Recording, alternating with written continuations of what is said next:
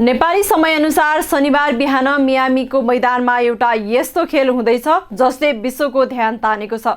एकातिर फुटबलका महान खेलाडी लियोनल मेसी र उनको विश्व विजेता टोली अर्जेन्टिना छ भने अर्कोतिर पहिलो पटक विश्वकप खेलेको सानो टापु राष्ट्र केप भर्डे र उसका रातारात भाइरल बनेका 40 वर्षीय गोलरक्षक भोजिना छन्। यो खेल दुई टोली बीचको प्रतिस्पर्धा मात्र होइन, विश्व फुटबलको शक्ति र एउटा सानो देशको ठूलो सपना बीचको रोचक लडाई पनि हो। केप भर्डेका गोलरक्षक भोजिनाका लागि यो विश्वकप एउटा सपना जस्तै बनेको छ। स्पेन विरुद्धको खेलमा ऐतिहासिक 7वटा बचाउ गरेर आफ्नो टोलीलाई बराबरी दिलाएपछि उनी रातारात विश्वव्यापी भाइरल बने। खेल सुरु हुनुअघि इन्स्टाग्राममा मात्र 50,000 फलोअर्स रहेका उनको संख्या 90 मिनेटको खेलपछि बढेर 17.4 मिलियन पुग्यो। यो संख्या अमेरिकी फुटबल NFL का दिग्गज टम ब्रेडको भन्दा पनि बढी हो। विज्ञहरूका अनुसार भोजिनाको यो लोकप्रियताले उनलाई ठूलो आर्थिक अवसरहरू प्रदान गर्न सक्छ। यद्यपि यस्ता भाइरल चर्चा क्षणिक पनि हुन सक्छ, तर मैदानमा उनको प्रदर्शन भने निकै ठोस छ। तथ्याङ्कका अनुसार उनी यस विश्वकपमा सबैभन्दा प्रभावकारी गोलरक्षकहरूको सूचीमा 7औं स्थानमा छन्।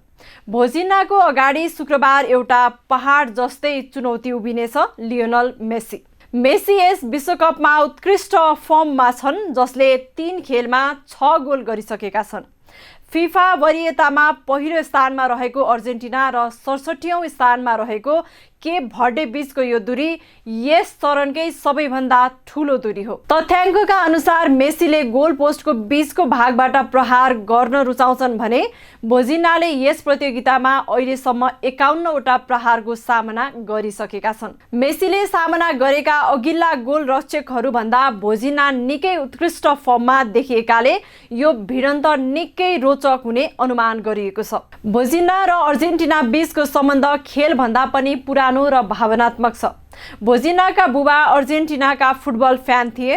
उनले सन् 1986 मा अर्जेन्टिनालाई विश्वकप जिताउने नायक जर्ज वाल्डानोको नामबाट आफ्नो छोराको नाम राख्न चाहेका थिए, तर तत्कालीन कानुनी अवरोधका कारण उनले विदेशी नाम राख्न पाएनन् र छोराको नाम जोसिमार राखे, जो अहिले भोजिनाको नामले चिनिन्छन्। अहिले उनै भोजिना आफ्ना बुबाका आदर्शको देश र मेसी विरुद्ध मैदानमा उत्रिँदैछन्। केप भर्डेका प्रशिक्षक बुबिस्टाका अनुसार अर्जेन्टिनासँग खेल्न पाउनु नै उनीहरूका लागि एउटा ठूलो पुरस्कार हो। मेसी जस्ता महान खेलाडीसँग खेल्न पाउनु हाम्रा लागि गौरवको कुरा हो, उनी भन्छन्।